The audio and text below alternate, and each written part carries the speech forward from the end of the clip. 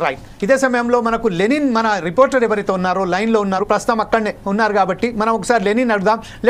Lenin what is the updates from your side? Jameel, మనం ప్రస్తుతం అయితే పరేడ్ గ్రౌండ్ సమీపంలో ఉన్నాము. దాదాపు నిన్న ఏదైతే ధర్మశాల వేదికగా జరిగినటువంటి ఐపీఎల్ మ్యాచ్ అయితే రద్దు చేయడం జరిగింది. ఇదే నేపథ్యంలో తదుపరి మ్యాచ్లు ఉంటాయా, ఒకవేళ రద్దు అయితే ప్రజల స్పందన ఎలా ఉన్నది ఐపీఎల్ రద్దు పైన, అలానే కొన్ని అంటే ప్రజల్ని అడిగి తెలుసుకుందాం ఐపీఎల్ గురించి, అసలు రద్దు గురించి వారి అభిప్రాయాలు తెలుసుకునే ప్రయత్నం చేద్దాం. మనతో పాటు కొంతమంది ఉన్నారు, వారిని అడిగి అనేక విషయాలు. అన్న, ఐపీఎల్ రద్దును ఎలా చూస్తున్నారు? ఇది మంచి అభిప్రాయమే, ఎందుకంటే నేను ఒక క్రికెట్ అభిమానిని. నాకు కూడా క్రికెట్ మీద ఇప్పుడు ఉత్సాహంగా అవగాహన ఉండట్లేదు. ఎందుకంటే ఇప్పుడు భిన్న పరిస్థితులు ఉన్నాయి దేశంలో.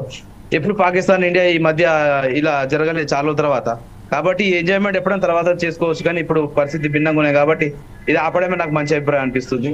బీసీసీ మంచి నిర్ణయం తీసుకున్నది నా ఒక ఆలోచన. కాబట్టి ఇది ఐపీఎల్ తర్వాత మనం ప్రజల ప్రాణాలను కాపాడాలి కాబట్టి, ప్రజల అవసరాలు ముందు కాబట్టి ఎంజాయ్మెంట్ ఎప్పుడైనా చేసుకోవచ్చు. అందుకే ఐపీఎల్ రద్దు చేయడం మంచి అనిపిస్తుంది నాకు ఆలోచన. మిత్రమా, మీ పేరేం పేరు మిత్రమా?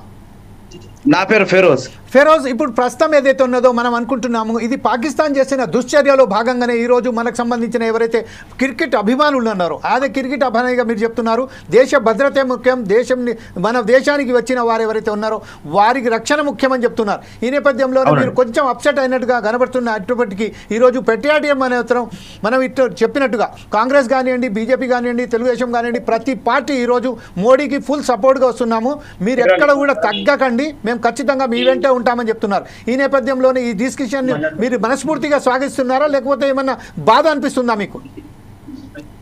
నేను ఇది ఐపీఎల్ ఆపడం మనస్ఫూర్తిగా స్వాగతిస్తున్నా. మోడీ కూడా చాలా కష్టపడుతున్నారు, ప్రభుత్వం కూడా. ఎందుకంటే ఈ దుశ్చర్చ చేయడం మంచిది కాదు. ఒక టూరిస్ట్ రావడం, టూరిస్ట్ ప్రాణం తీయడం మనకి ఎవరిచ్చారు హక్కు?